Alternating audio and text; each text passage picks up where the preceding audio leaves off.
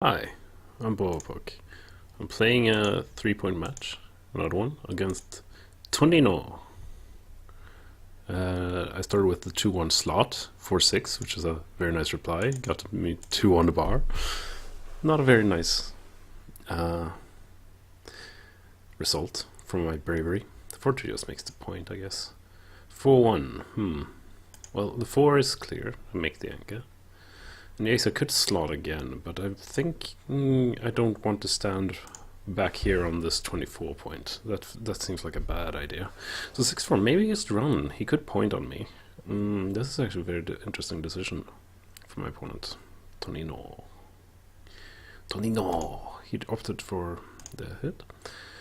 And I rolled a double 5. So I'm thinking I could go with this guy here and 1 down, but I quite like this play. I don't want to point on him because I have too many guys far back for like a blitz to work well.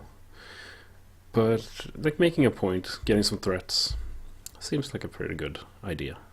Either way. Ace 3, so you opted to save that guy as opposed to this guy. Maybe a good choice? Maybe not. I don't know. It's interesting. I tend to not think too much about my opponent's moves. So, okay, these 3 2s are clear, but the full one, I could go here or here. I'm gonna opt for this because I want to fight for this 18. This is a point I want because it will give me a lot of control of the outfield. And if I get this point, I can leave the mid. The mid won't be important to me anymore. So now I have it. So this point kind of replaces, in my mind at least, replaces these 2 points. These 2 points are still good, but 5-1.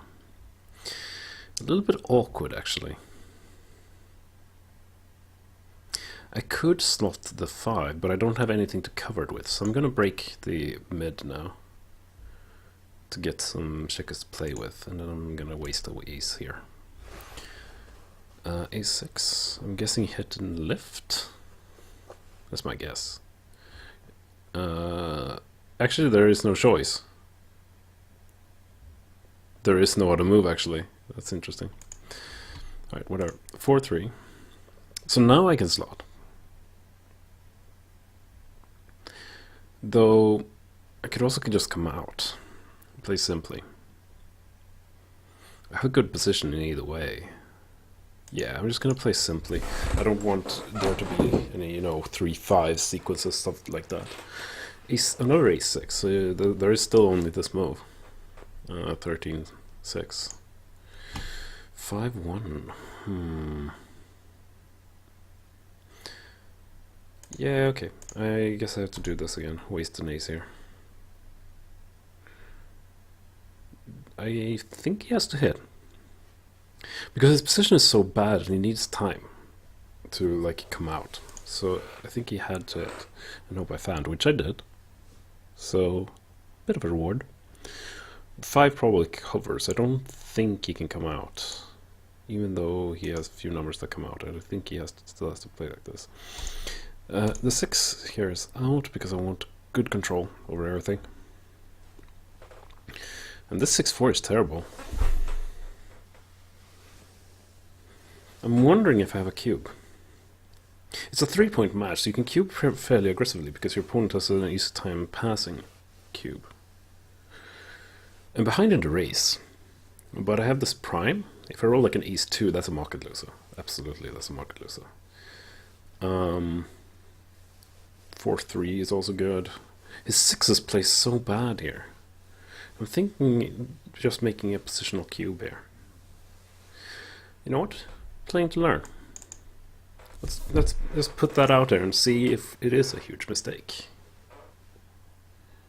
I'm so tempted to cube that I just had to. So 5-4. Now I could play 4 here, 5 here. I could also play the 5 here, 4 here. Less flexible, but no blot. I could also break the 18, but I don't really want to do that.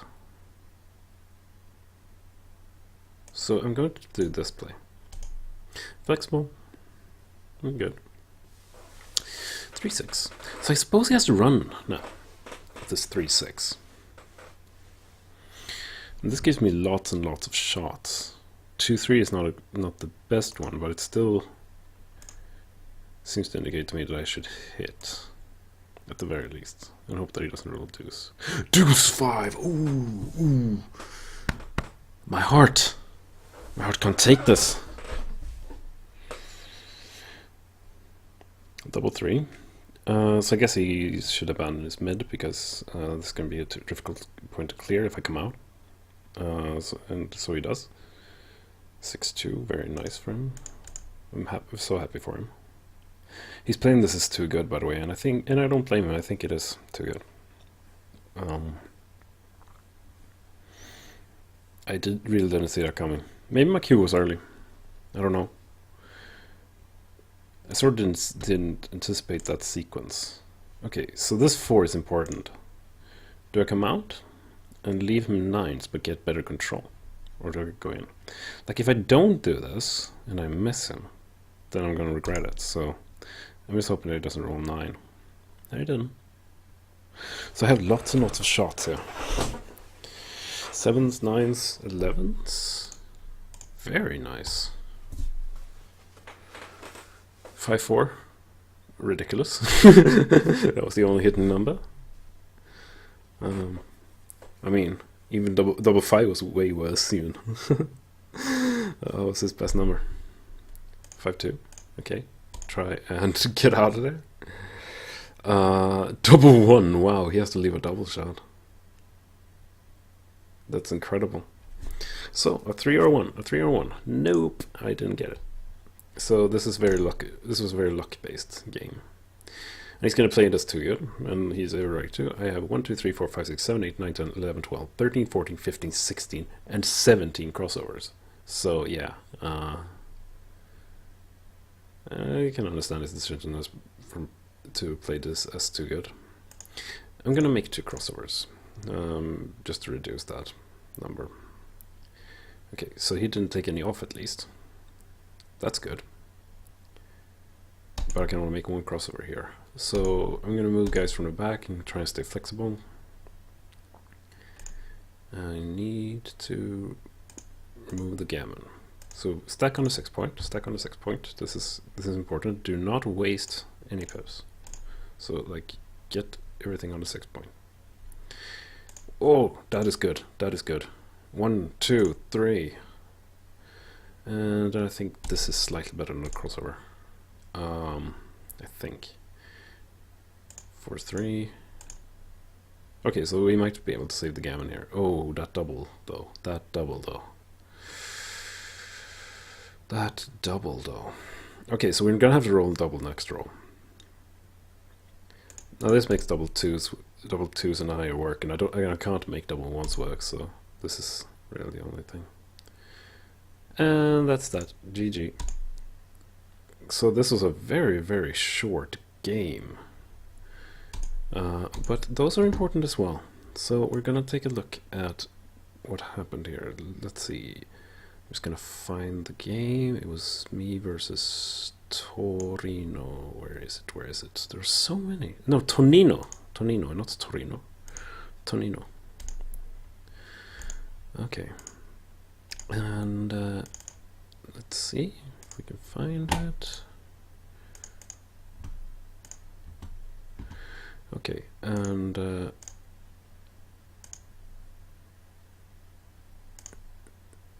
here we have it.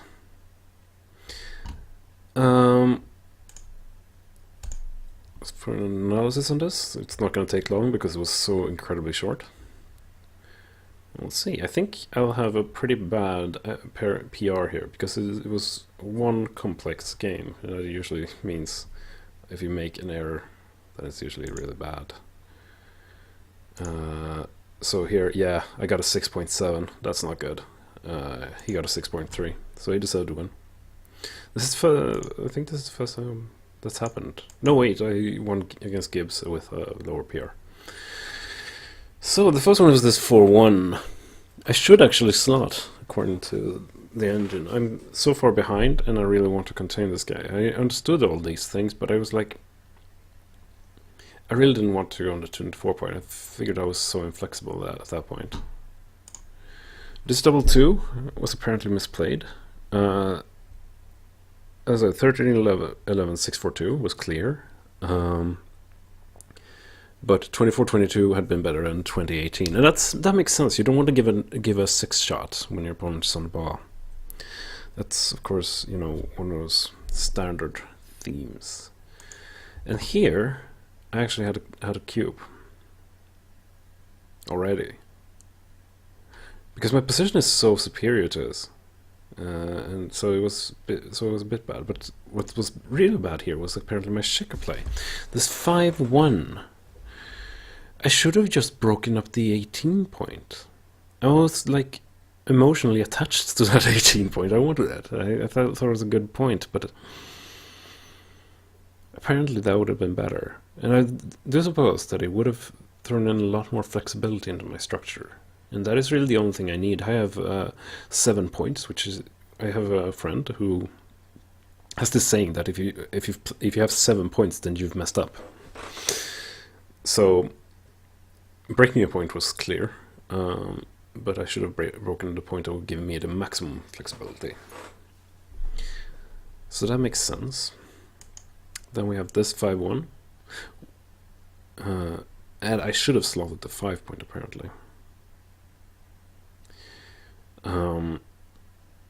I didn't want to do this because I didn't want to give him, like, you know, the 3, a good 3 to, you know, get him out of there, but whatever. Once again, this was a double. I had some shots against him. I have a prime, and I have a very, very good structure. His structure is really split up. These guys aren't in the game, and he's kind of front heavy. He's overstacked on 6 point. He's stripped his mid. Lots and lots of things speak in my favor. So this would have already been a cube actually. So I was right in, you know, assuming that it was a cube, even though I was so far behind. So this double was actually absolutely correct. Not doubling would have been a huge error. So that's interesting.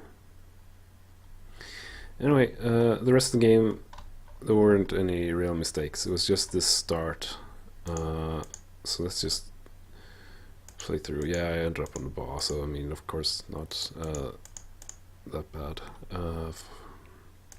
Alright, it's 5-4. Yeah, anything but board 16 would have been an error. Okay, so 6-5 hit, and the 5-4 there, crazy lucky, Jesus. And that was really that. Then it was really just luck. I missed him, and then he got the double 4. That kind of sealed the deal. I needed some double here. I had 5 and 36, but it didn't help. I couldn't get it, and so he won. Very short game this time around, but that's how it is sometimes. It's very variable in Backgammon.